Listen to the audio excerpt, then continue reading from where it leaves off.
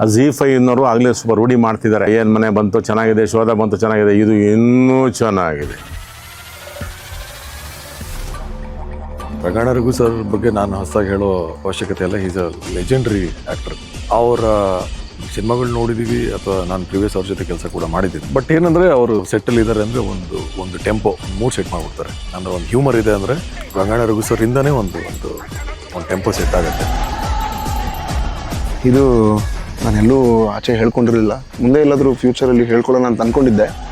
ಇದು ನನ್ನ ಕನಸಾಗಿತ್ತು, ರಂಗಾಯಣ ರಘು ಸರ್ ಅವ್ರ ಜೊತೆ ಆ್ಯಕ್ಟ್ ಮಾಡೋದು.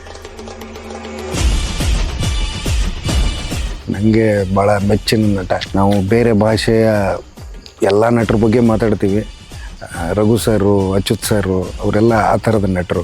ಅವರಿಂದ ನಾನು ತುಂಬ ಇನ್ಸ್ಪೈರ್ ಆಗಿದ್ದೀನಿ. ರಘು ಸರ್ ಇರುವಾಗ ನಾವು ಶೂಟಿಂಗ್ನ ಅಥವಾ ಸೀನ್ ಸೀಕ್ವೆನ್ಸಿಂಗ್ ಶುರು ಮಾಡೋದು ಸ್ವಲ್ಪ ಕಷ್ಟ. ಶುರು ಮಾಡಿದ್ಮೇಲೆ ಸುಲಭ. ಕಷ್ಟ ಯಾಕೆ ಅಂದರೆ obviously we should be more prepared. ಯಾಕಂದರೆ ಅವ್ರ ಎಕ್ಸ್ಪೀರಿಯನ್ಸಿಗೆ ತಕ್ಕಂಗೆ ಮ್ಯಾಚ್ ಮಾಡಬೇಕು ಅಂದಾಗ ಸ್ವಲ್ಪ ಶುರು ಮಾಡುವಾಗ ಒಂದು ಇರುತ್ತೆ. ಬಟ್ ಭಾಳ ಬೇಗ ಆ ಫ್ಲೋ ನಮಗೆ ಒಂದು 3-4 ಪೇಜ್ ಸೀನ್ ಇದ್ರೂ ಕೂಡ ಈಸಿಯಾಗಿ ಮುಗಿದೋಗುತ್ತೆ. ಅವ್ರು ಆ್ಯಕ್ಟ್ ಮಾಡ್ತಾ ಇದ್ದರೆ ನಾನು ನಿಂತ್ಕೊಂಡು ಮಗು ಥರ ನೋಡ್ತಾ ಇರ್ತೀನಿ. ಆನ್ ಶಾಟಲ್ಲೇ ಇರ್ತೀನಿ, ನಾನು ಕ್ಯಾರೆಕ್ಟ್ರಲ್ಲೇ ಇರ್ತೀನಿ, ಆದರೂ ಅವ್ರು ಆ್ಯಕ್ಟಿಂಗ್ ನೋಡ್ತಾ ಇರ್ತೀನಿ. What a beautiful actor he's. Rangayana Raghu ಸರ್ನ್ನು ನಾನು ನೋಡಿದ್ದೆ ಫಸ್ಟ್ ಟೈಮ್ ಈ ಒಂದು ಪ್ರಾಜೆಕ್ಟಲ್ಲಿ. ಅವರನ್ನು ನೋಡಿ ಕೂಡ ತುಂಬ ಖುಷಿ ಆಯಿತು. ಅವ್ರ ಜೊತೆನೂ ಒಂದು ಆ್ಯಕ್ಟ್ ಮಾಡೋ ಅವಕಾಶನೂ ಸಿಕ್ತು ಒಂದು ಮಾರಿಗಲ್ಲು ವೆಬ್ ಸೀರೀಸಿಂದ. ಇದು ಇನ್ನೊಂದು ಸ್ವಲ್ಪ ಎಕ್ಸೈಟ್ಮೆಂಟ್ ಇರಲಿ, ಇದು ಇನ್ನೊಂದು ಸ್ವಲ್ಪ ರೆಸ್ಟ್ಲೆಸ್ ಆಗಿರು, ಅದು ಹಂಗೆ ಮಾಡು ಹಿಂಗೆ ಮಾಡು ಅಂತ ನೀಟಾಗಿ ಹೇಳ್ಕೊಡ್ತಾರೆ ಅವರು. ಇಡೀ ಸೀನನ್ನು ಒಂದು ಕಂಪ್ಲೀಟ್ ಇಂಪ್ರೂವೈಸ್ ಮಾಡಿ ಅದು ಬೇರೆ ಒಂದು ಆಕಾರನೇ ಕೊಡೋ ಒಂದು ಪ್ರಯತ್ನ ಪಡ್ತಾರೆ.